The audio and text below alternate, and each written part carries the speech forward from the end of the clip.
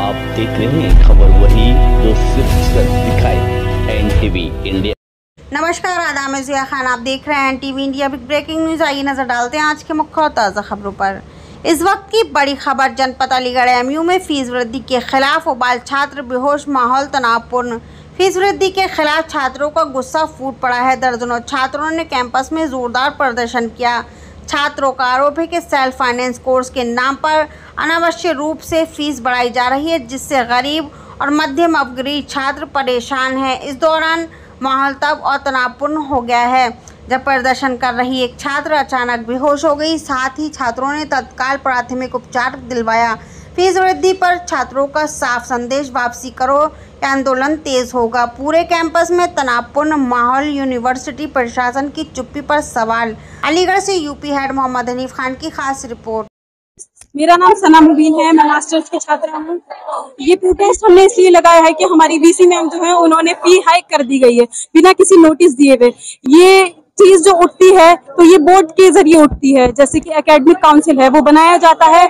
जब वहां पे रखी जाती है बात, तब ये बात आगे बढ़ती है। उन्होंने बिना किसी बोर्ड में रखे हुए बात को आगे बढ़ा दिया, अपने नोटिस निकाल दिया बिना किसी जानकारी के। उन लोगों को खबर तक नहीं है, जो लोग इलेक्शन लड़के आए एकेडमिक काउंसिल का, उनके साथ बिना इंसाफी है ये कि उनको बिना बताए आप नोटिस जारी कर दे रही है कि आपकी फीस बढ़ा दी गई है। ये बहुत दुख और शर्म की बात है।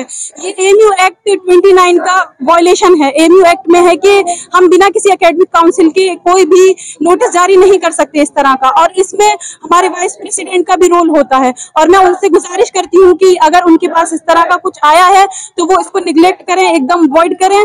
और ये हमारी आर्टिकल 21 क्या कहती है? राइट टू एजुकेशन कहती है। सर सैयद अहमद खान ने ये यूनिवर्सिटी, ये इदारा क्यों बनाया? ये इदारा इसलिए बनाया ताकि SC, ST, OBC माइनॉरिटी वाले स्टूडेंट यहाँ पढ़ सके, लेकिन इन्होंने तो ऐसा कुछ नहीं करा। इन्होंने सीधे सीधे आर्टिकल 21 का हनन किया है। और ये अब मुझे इस बात का खौफ है, थोड़ी देर बाद लाठीचार्ज करेंगे। अपनी तानाशाही, सत्ता के दबाव में आके हमारी वीसी जो ये तानाशाही करती हैं। अभी थोड़े दिन पहले हमारे कुछ स्टूडेंट को सस्पेंड किया गया है, किसी का डिटेंशन किया गया है, लाठीचार्ज करते हैं, खुरेजी करते हैं, यहाँ पे बच्चों पे जुल्म करते हैं। बहुत तरह तरह के जुल्म ये लोग करते चले आ रहे हैं। और हमारी इनसे ये दरख्वास्त है कि हमारे पास जब तक वीसी मैम नहीं आती है, हम यहाँ से नहीं उठेंगे, चाहे हमें अपनी जान की बाजी क्यों ना लगानी पड़े। आपने 2 दिन पहले प्रोटेस्ट किया गया था, क्या डिमांड करेगी?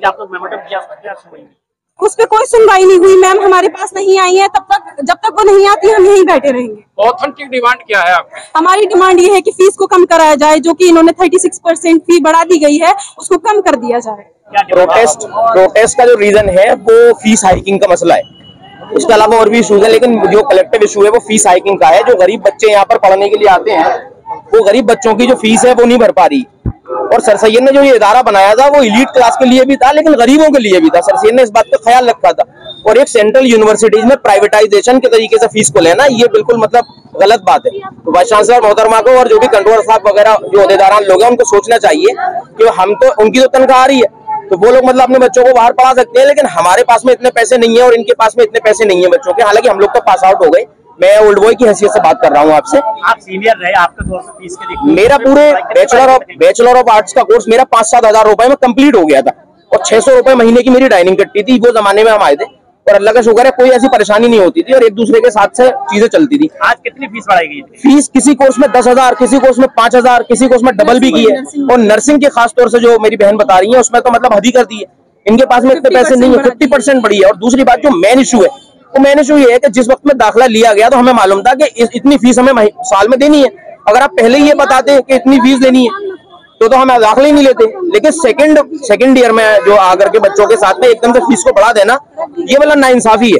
तो फीस बढ़ने का जो मौजू है ना, आज 4 तारीख है, आज 4 तारीख में सुप्रीम कोर्ट में मैडम की हेयरिंग है इस, और हाई कोर्ट के जो मतलब फैसला है, 1 मिनट सुन लीजिए। हाई कोर्ट का जो फैसला है उसके ऊपर मतलब बात कही गई है कि सुप्रीम कोर्ट में जो वाइस चांसलर के और दूसरे ओहदेदार के लिए मतलब जो मतलब कैंडिडेट थे वो लेकर के गए इस मसले को, इलीगल अपॉइंटमेंट के खिलाफ जो बात हो रही है वाइस चांसलर के, तो आज मैडम वाइस चांसलर यहाँ मौजूद भी नहीं है। और जो वकील की फीस वहां पे की जा रही है, वो क्या बच्चों से लेकर पे कर रहे हैं आप? 10-10, 20-20 लाख रुपए के जो अपने लिए वकील खड़े कर रही है मैडम, उसके जिम्मेदार कौन है? तो ये बच्चे भरेंगे उसको, ये बताइए। तो आज मैडम नहीं है यहाँ पर, तो प्रोटेस्ट किया जा रहा है, तो किसके जरिए आपको ये प्रोटेस्ट किया? आप या तो प्रो वाइस चांसलर उसको मतलब बाई डिफॉल्ट वाइस चांसलर हो जाते हैं गैर मौजूदगी में वाइस चांसलर के, लेकिन कहने का मतलब ये है जो इतनी फीसें बढ़ाई गई हैं 10-10, 20-20, 50-50 लाख रुपए वकीलों को देकर के अपने मुकदमे लड़े जा रहे हैं यूनिवर्सिटी का अमाउंट से, तो क्या उनके बच्चों के ऊपर आएगी ये बात?